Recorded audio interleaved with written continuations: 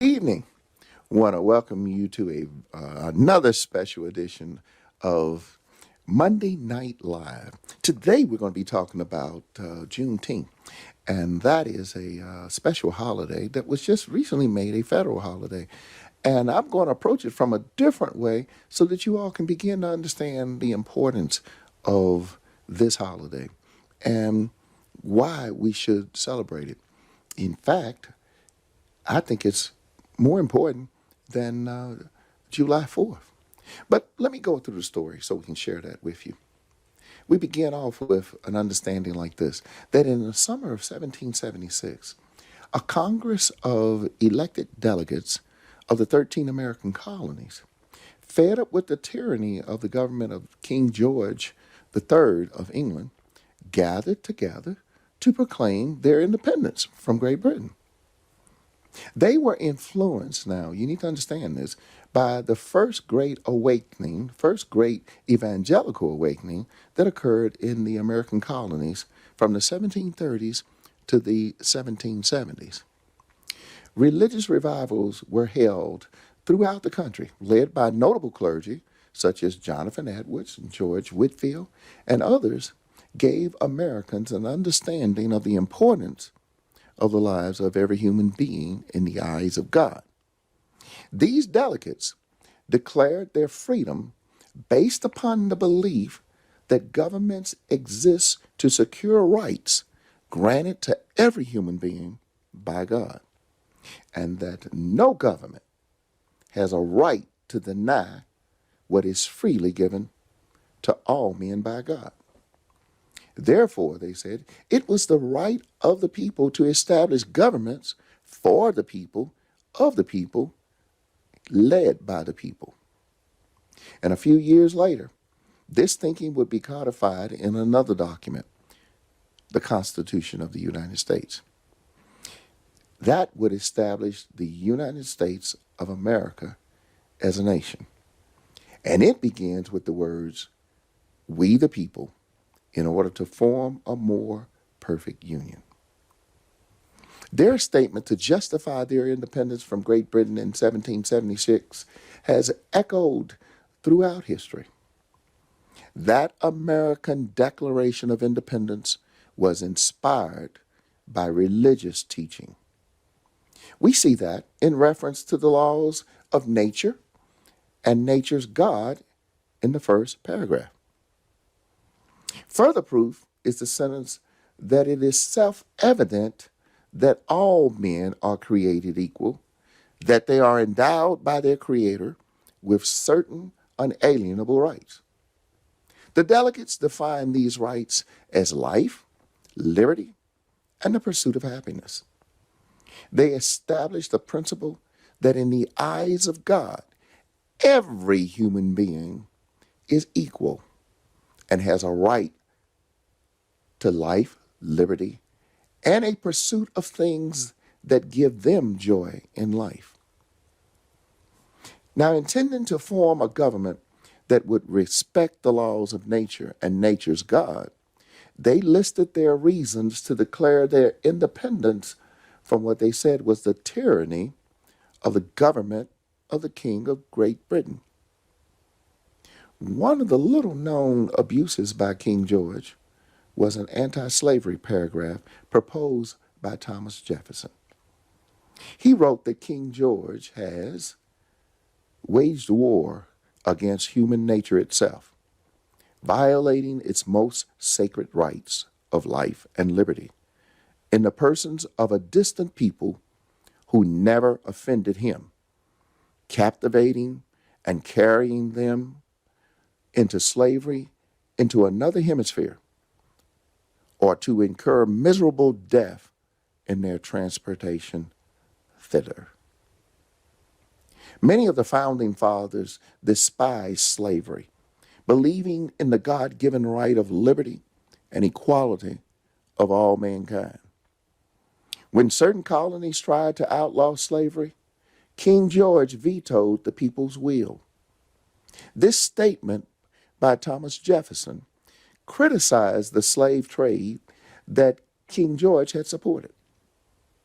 But the clause was excluded because of the politics of that time. 1/3, you see, of the delegation signers themselves owned slaves and did not want to give them up. It was a great example of hypocrisy to the world of that day and even now that the Revolutionary War was fought by people that wanted freedom for themselves, but were unwilling to free people under their control. Think about that. Later, Jefferson wrote regarding the removal of that clause from the Declaration of Independence. He said, the clause reprobating the enslaving the inhabitants of Africa was struck out in compliance to South Carolina and Georgia, who had never attempted to restrain the importation of slaves, and who, on the contrary, still wished to continue it. Our northern brethren also, I believe, felt a little tender under these censures. For though their people have very few slaves themselves, yet they have been pretty considerable carriers of them to others.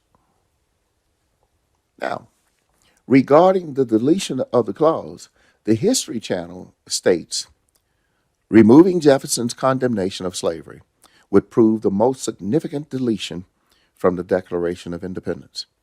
The founders' failure to directly address the question of slavery exposed the hollowness of the words, all men are created equal. Nonetheless, the underlying ideals of freedom and equality expressed in the document have inspired generations of Americans to struggle to obtain their inalienable rights. Now, while slavery was not common in the North, many of its businessmen, as Jefferson said, made tremendous profit in the slave trade and investments in Southern plantations with slaves. Between 1774 and 1804, all of the northern states abolished slavery, but it was financially too lucrative for the South to do away with it. In 1808, the United States Congress outlawed the African slave trade, but it did not eliminate trading of those who were already enslaved in the United States. However, the illegal African slave trade still continued, though at a slower pace and hidden from the government watchful eyes. America had a problem. It was divided. The northern states did not believe in slavery, but the southern states held on to it, almost as if for life. Despite attempts to preserve the Union, America failed to resolve the slavery issue through compromises, such as the Missouri Compromise. And when the Supreme Court declared that African Americans are not fully human in the Dred Scott decision of 1857, it set the slavery issue on fire. The anti-slavery Whig Party did nothing, even though it opposed slavery. And the Democratic Party defended slavery as a result. And then Lincoln founded the Republican Party to end slavery, seeing that the oppression of any human being was wrong. The political tensions between Lincoln's Republicans and Stephen Douglas' Democrats forced the country into a civil war 4 years later, with Lincoln's election as president. During the war, President Lincoln said in his second inaugural address that everyone knew slavery was the cause of the war. He further stated it was God's will that slavery should be ended, since it was an offense to God. Although God had allowed slavery up until that point, Lincoln said, he now wills to remove, and that he gives to both North and South this terrible war, as the woe due to those by whom the offense came. Shall we discern therein any departure from those divine attributes which the believers in a living God always ascribe to him? Fondly we do hope, fervently we do pray, that this mighty scourge of war may speedily pass away. Yet, if God wills that it continue until all the wealth piled by the bondsman 250 years of unrequited toil shall be sunk, and until every drop of blood drawn with the lash shall be paid by another drawn with the sword, as was said 3,000 years ago, so still it must be said, the judgments of the Lord are true and righteous altogether. In summary, Lincoln was acknowledging that the war was instigated by slavery. He considered that the penalty for allowing slavery to remain in this nation so long was the deaths of the American men and women who perished in the war. He eloquently stated in what I just read that God would allow the war to go on until every drop of blood drawn with the lash shall be paid by another drawn with the sword. He was clearly saying that the nation was paying for its injustice to its African American brothers. He was clearly saying that the nation that was founded upon principles of life and liberty and justice for all had gone against its own principles, and that God was judging the nation with the war. It is estimated that 750,000 lives perished in the American Civil War, greater than any other American war. Perhaps today we should realize that maybe, as Lincoln said, this nation has already paid dearly for having enslaved other human beings created by God. Maybe the price was paid by the lives of thousands of white Americans who fought to defend slavery and who fought to end slavery. Payment has been made by the blood of Americans for their injustice to African Americans. On January 1st, 1863, President Lincoln issued what was called the Emancipation Proclamation as the nation approached its third year of the war. This proclamation declared that all persons held as slaves within the rebellious states are and henceforth shall ever be free.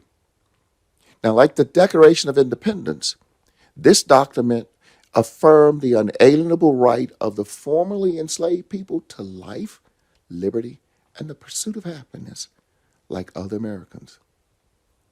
Finally, the nation was beginning to recognize its responsibility under God. And though he made the proclamation, it did not end all slavery, but slavery was nearing its end. Every victory for Union troops would now be a victory for the liberty of the slaves. It would be the applying of the truth of the Word of God that had been proclaimed was now being practiced. Then 2.5 years later, you're asking the question, how does this come up with Juneteenth? Juneteenth? Let me tell you, 2.5 years later, after the proclamation by Lincoln on January 1st, 1863, on June 19th, 1865, 2.5 years later, Union General Gordon Granger accepted the surrender of the Confederate General of Texas in Galveston, Texas. He then immediately announced the end of the war and the official enforcement of the Emancipation Proclamation as ordered by President Lincoln. All slaves would now be free. It was liberty to all slaves. It is estimated that there were 400,000 slaves in the state of Texas at the time. And when they discovered that they were free, they immediately began to celebrate with prayer, fasting, song, and dance. They proclaimed that day, June 19th, as Juneteenth, the day of their freedom, their liberty from slavery. They celebrated it as a holiday, an Independence Day for them who were formerly slaves. Celebrations first took place in church groups in Texas, but it spread across the nation throughout the subsequent years. African Americans in Texas continued to celebrate annually since the first celebration in 1866. Then, in 1980, Texas became the first state to declare Juneteenth a holiday. As early as 1876, African American Republican legislators in Texas, that's right, yes, after the war, made motions to adjourn for Juneteenth, saying that it was just as important as July 4th. They wanted to adjourn so that they could celebrate with other former slaves. And their celebrations again were held at churches with prayer, speeches, educational messages about the importance of African American history, and at family gatherings and picnics and festivals with music, food, and dancing, people gathered to celebrate Juneteenth. Now, I grew up in 16th Street Baptist Church here in Birmingham. We celebrated Emancipation Day to commemorate Lincoln signing the Emancipation Proclamation. Various leaders of the community came and spoke to the meaning of the emancipation so that we would never forget its importance. While white America celebrated July 4th as Independence Day, how could we celebrate July 4th? Independence Day was not for us, July 4th. We were not made free on July 4th. In fact, against the founding fathers' wishes and words that they said, slavery still went on. We as African Americans, though, can truly celebrate January 1st, 1863, as the date we got our independence. During my 30-year membership at 16th Street Baptist Church, this celebration was burned into my memory, and I cherish it still. Though Lincoln had proclaimed the Emancipation Proclamation in 1863, it did not truly end slavery. It decreed the end. Slavery concluded with the ratification of the 13th Amendment on December 6, 1865, and its proclamation on December 18th.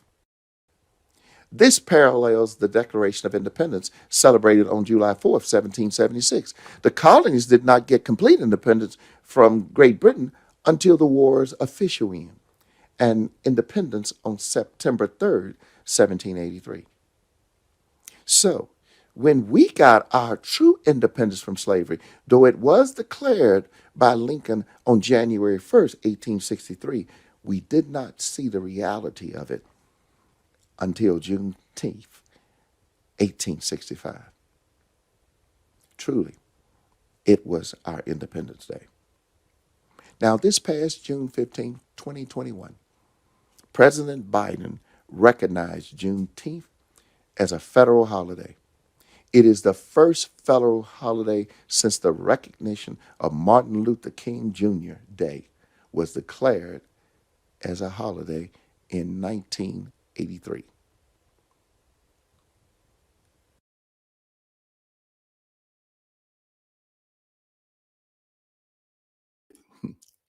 I want to quote from Wikipedia regarding Juneteenth, but I also recognize too that I'm seeing I got a note that I didn't put it on Guiding Light Church. I put it on Guiding Light Family. That was an error that I made up. So family, that's the error that's there. I hope y'all probably have noticed that already, that I didn't put it on Facebook in the Guiding Light Church. I put it on the Guiding Light Family, which was an error. But I want you to think about what I'm saying here about Juneteenth. Juneteenth is a greater holiday than actually July 4th. You see, July 4th, they got political freedom. They got freedom from Great Britain. And when I say they, I'm speaking in terms of Americans, the lighter skinned Americans, they got their freedom from Great Britain. But not so with us as African Americans. We were limited. We still didn't have complete freedom. But on January 1st, 1863, and June 19th, 1865, when the last Confederate soldier, that is in Texas, gave up his weapons of warfare, then it was announced to the slaves that we were indeed free. For the emancipation done by Abraham Lincoln would be applied to us. It would be enforced, and no one would be held slaves anymore. Now I'm gonna quote from Wikipedia, just showing some things that were there regarding June 13th. Juneteenth, it's a federal holiday now in the United States, and for decades, activists and Congress members led by many African Americans, proposed legislation they advocated for, and they built support for state and national observances. During his campaign for president in June 2020, Joe Biden publicly celebrated the holiday. And President Donald Trump, during his campaign for reelection, added making the day a national holiday, part of his platinum plan for Black America.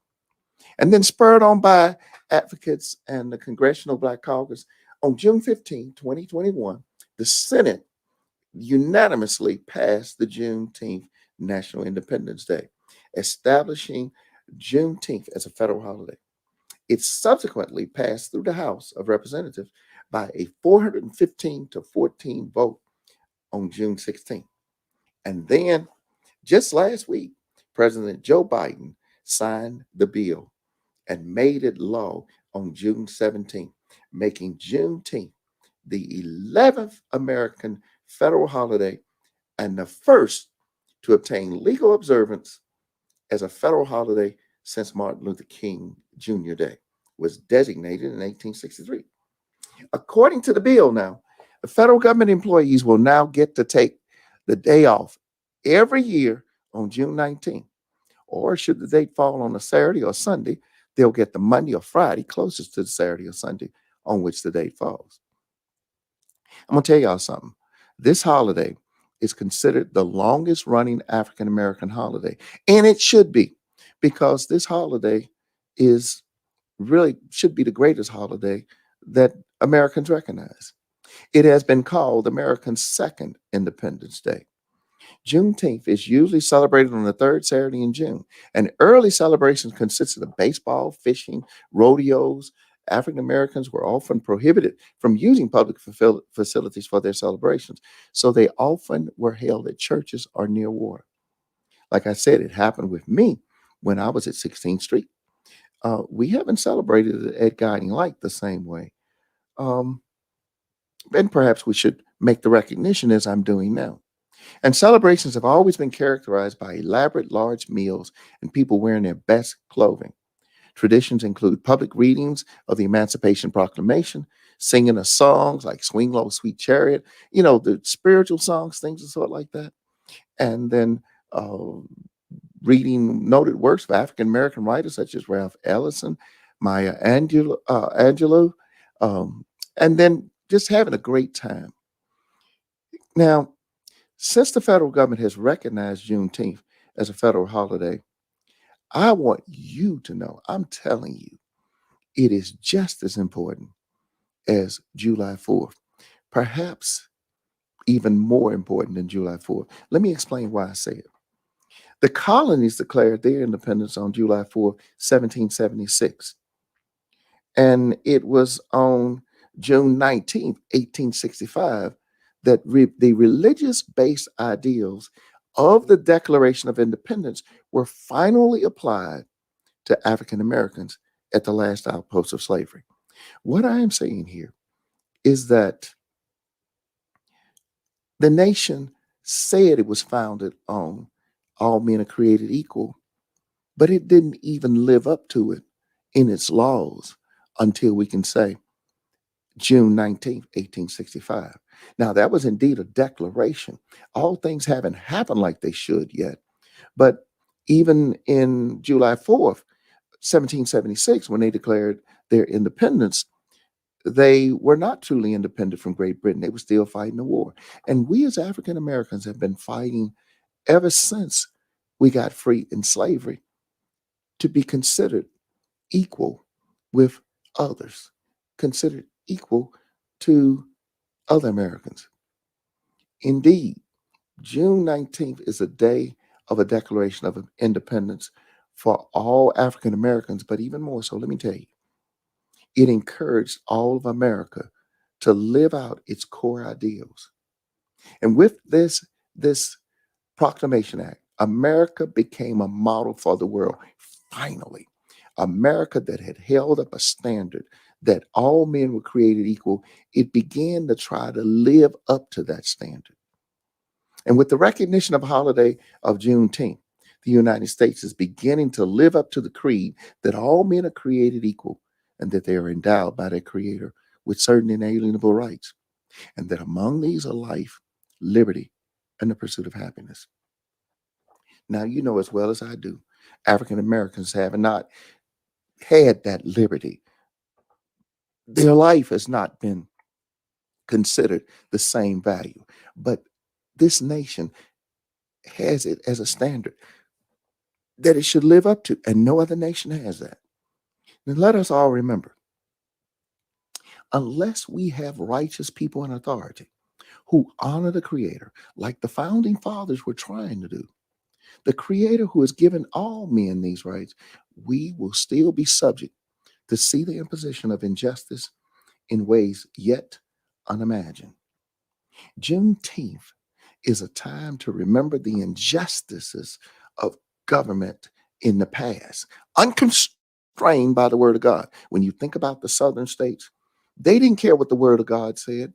They changed the word of God so that it would be that the African American, as the Supreme Court said, was less than a human being. That's because we didn't have godly people in government. We have got to make sure we have godly people that are in charge, that we will have a government that will indeed secure the God given rights of all. In this country, it means we must be sure to elect representatives and civil servants who will respect those God given rights that we have been given. And they will respect those rights, and they will keep in mind that they too are going to be judged by the one who gave us those rights. Juneteenth is a holiday well worth remembering. Okay? Well, that's what I wanted to say about Juneteenth. I wanted more people to get it. However, like I said, I made my error by sending it to the Guiding Light Church family. But now, and the Guiding Light Church family can't share it. But it is on YouTube right now. So I want to entertain any questions you might have. Now, I want to do that because I've done a lot of history on this. And in summary, you've got to understand Juneteenth is a very important holiday. It is a holiday that says that all men are created equal, endowed by their creator with certain inalienable rights. And among these are life, and we're still fighting that for life for the preborn. And how can we say that that is a right when we want to have our rights to be considered equal to whites, and yet we're going to agree that babies don't have a right? We are doing the same thing that the American founding fathers did when they founded this nation, saying all men are created equal except if you should be black. You see, I want you to understand the truth, my brothers and sisters. You cannot live hypocritical and expect that God's going to bless you. Please understand. All right. Talk to me for a minute. And I got I'm early this time. And so I probably need to be early since I didn't get it on the other thing. But I want you to understand it. Any questions about that? This is the moment. I'm giving you a chance. And as you see behind me, I've got the Juneteenth, the official Juneteenth. Oops, I'm going out of focus here. The official Juneteenth map. Okay, let me take myself out of there for a minute and get it right. Um, let's see. I had this over there. There we go. There we go. All right. Um, and I see Michelle saying it should be taught more in schools. I agree with you, Michelle. And I guess I grew up with it. I remember in my church that they were always talking about uh, Emancipation Day. And I remember asking my dad about it. Why was it so important? And y'all need to all realize it is important. This nation is not a perfect nation, but it is a nation that has written down the standards for it to follow. Just like we have the Bible, and not everybody follows the Bible. Not many people in our government have followed the Bible. And you know the reason they don't is because we as the people, as the Constitution said, we the people, we have not follow the Bible in putting godly people in charge. All right, let's see. Let's see what else we got. I think that's all that I'm going to do right now. I can probably end the program, but I need to do this with making some touch up on things. And since while y'all are doing that, if you have any questions, you do it. Like I said, it's a brief program tonight. Maybe because I screwed up the other part about when it is. Um, so let's just say here, you remember the prayer that we have? We have a prayer call on Monday through Friday at 5:30. You need to dial in and pray for that. So remember that that's what's going on. Um, and every question, you put your question in the comment box, and I'm going to try to answer that. This is a history lesson tonight. It is one that I want you to know the history because we know that if we don't know our history, we're doomed to repeat it. And that's one thing that troubles me a lot of times is that I know as a rule, we as a people really don't know the full history of things. We listen to what people tell us, and government lies. The government lies, and it just does. Um, let's see what else I need to tell you. Oh, this Sunday, I will be delivering a message. And the Lord did say something to me, but I've forgotten what it was, but I'll remember it again. So this is the fourth Sunday, and every fourth Sunday, I will be delivering a message to you. So apart from that, I think there's nothing else I need to say at this point. Um, and then we got next Monday Night Live, Pastor Lawrence is going to join me to honor the GLC 2021 graduates. So you want to be part of that too. Um, but if you don't have anything, come on, talk to me about Juneteenth. Let me show you some stuff about what we do on Juneteenth. I remember when they came to me and said, Bishop, we'd like you to do something on Juneteenth. And my thoughts were, Juneteenth? What am I going to do on Juneteenth? That's a history lesson. And but as I did my more research and prayerful consideration of it, as I said, the Lord gave me that to say the nation is finally living up to what it should live up to. Here's a picture of a celebration that's going on, and we as African Americans are doing this, celebrating Juneteenth, and we have a right to do it. Here's one of the early celebrations that occurred at the turn of the century, and this is probably occurring in Texas, or if not so, it's where we as a people recognize that this was our Independence Day. Independence Day was the fourth for the nation, but it wasn't a true independence. It was independence from political issues, but this was truly independence. And let me tell you something else too.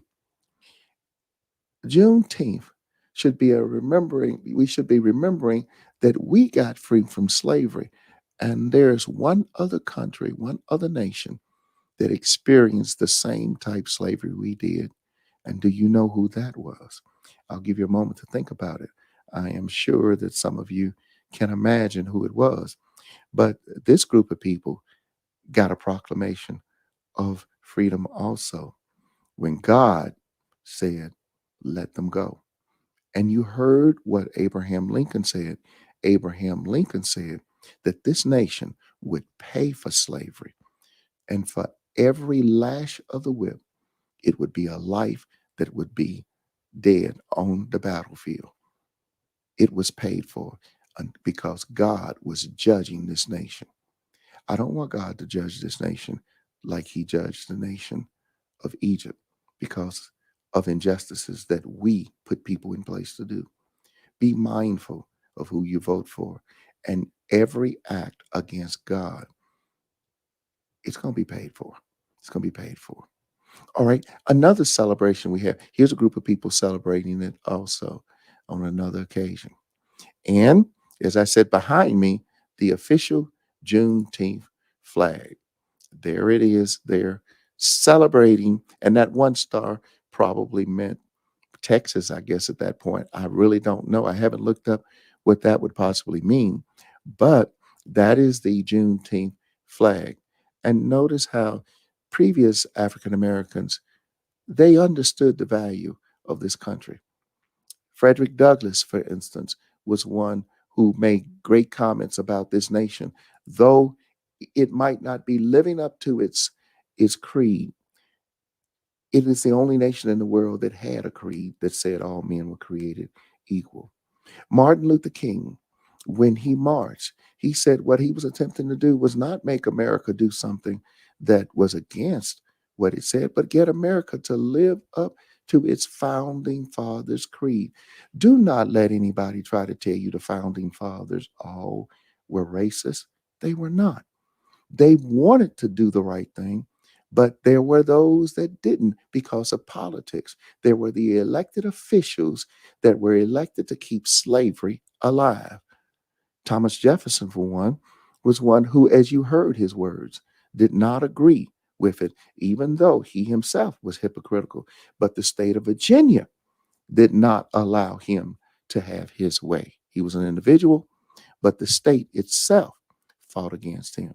And so was it with many of our founding fathers, because the people had elected government officials that would not abide by the rules of, as the declaration starts off, the laws of nature and the laws of nature's God. We have a good country. We have a country that is unlike any other one in the world, but it won't remain good unless we put righteous people in place. Let's see now. I'm going to answer a few, see if you got any questions, if any. Darius tells me he's sure, well, what is be limited edition? Oh, I don't know what you mean by that, Darius. You have to figure. That's why knowledge is always put in books. Okay. Well, I'm trying to give you all knowledge now so you would know. And Deborah Dow has got it. Yeah, that was Israel. And so it was Israel that we are kin to. One day I will teach on the similarities between the Israelites and the African people. There is a relationship that is there, and God has made us be similar to one another. But I'm not going to talk about it right now. So if no other questions are here, I'm going to close out and I'll go fix my problem. We will put this program back on at 8:30.